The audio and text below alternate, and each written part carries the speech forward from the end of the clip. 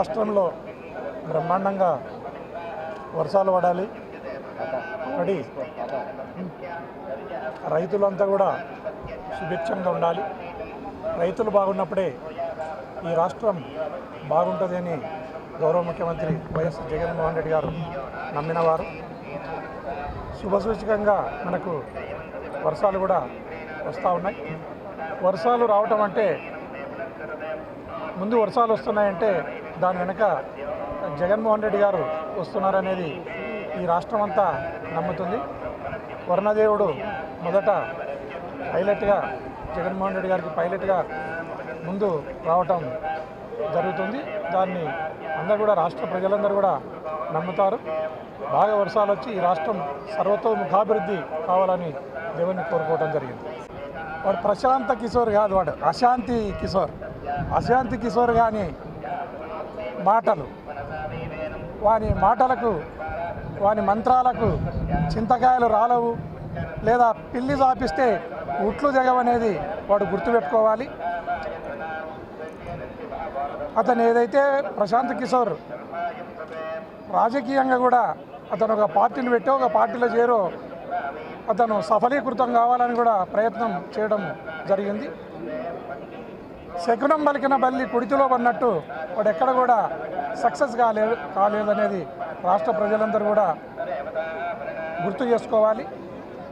ప్రశాంత్ కిషోర్ వాడు తెలుగుదేశం పార్టీ వైపు చేరి అశాంతి కిషోర్గా మారినాడు.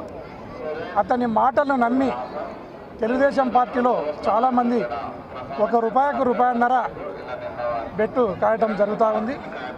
వారికి అందరికీ తెలియజేసేది 2019లో ఏవైతే రిజల్ట్స్ ఉన్నాయో ఆ రిజల్ట్సే పునరావృతం కాబోతున్నాయి. ఖచ్చితంగా ఏదైతే ఈరోజు తెలుగుదేశం పార్టీ బెట్టుగా వస్తుందో మూలుగుతున్న నక్క మీద తాటికాయ అన్నట్లుంటుంది. వాళ్ళు ఓడిపోవటం ఖాయము. దాంట్లో బెట్టు పెట్టుకుని డబ్బులను కూడా పోగొట్టుకుంటారు తెలుగుదేశం పార్టీ వాళ్ళు అనేది ఈ సందర్భంగా తెలియజేస్తున్నా. ఎక్కడ కూడా ఇప్పుడు సెల్ఫ్ ప్రొటెక్షన్, ఎవరైనా వారి ధనమాన ప్రాణాలను కాపాడుకోవడానికి ఫస్ట్ జడ్జి అతనే. ఎవరైతే నష్టపోతున్నాడో, ఎవరైతే ధనమాన ప్రాణాలను కోల్పోతున్నారో ఆ వ్యక్తే తన ధనాలను, మానాన్ని, ప్రాణాన్ని కాపాడుకోవాల్సిన ప్రాథమిక బాధ్యత వారిపైనే ఉంటుంది. అందులో భాగంగానే అక్కడ రిగ్గింగ్ జరిగింది.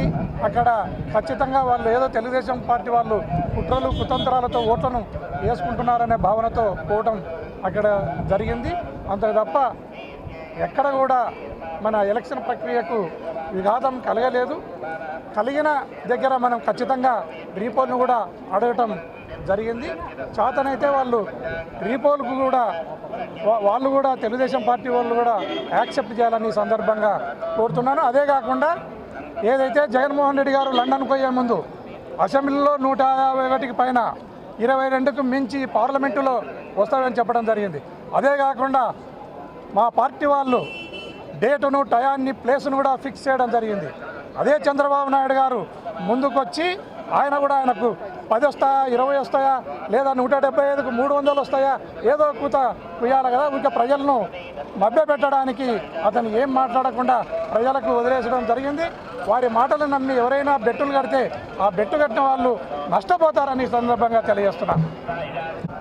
ఈ రాష్ట్రంలో ఆయన చేసిన సంక్షేమ పథకాలు, ఆయన చేసిన సామాజిక న్యాయం అంతకు మంచి ఈ రాష్ట్ర ప్రజలకు తన ప్రాణాన్ని ప్రాణంగా అడ్డం వేసి ఆయన పరిపాలన చేయడం జరిగింది.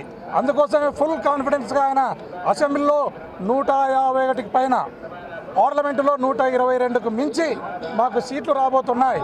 ఖచ్చితంగా మేము జూన్ 9, టైం 9:38, ప్లేస్ వచ్చేసి రుషికొండ, విశాఖపట్నంలో ప్రమాణ స్వీకారం చేయబోతున్నారు. రెండోసారి వైఎస్ జగన్మోహన్ రెడ్డి అనే నేను అని ఆయన ఖచ్చితంగా ప్రమాణ స్వీకారం చేయబోతున్నారు. ఈ దేశం ఒక్కసారి నిర్ఘాంతపోయే విధంగా, ఈ దేశం అత్యంత సంతోషపడే విధంగా రిజల్ట్స్ కూడా రాబోతున్నాయని ఈ సందర్భంగా తెలియజేస్తున్నాను. For more videos like this, subscribe Big TV channel.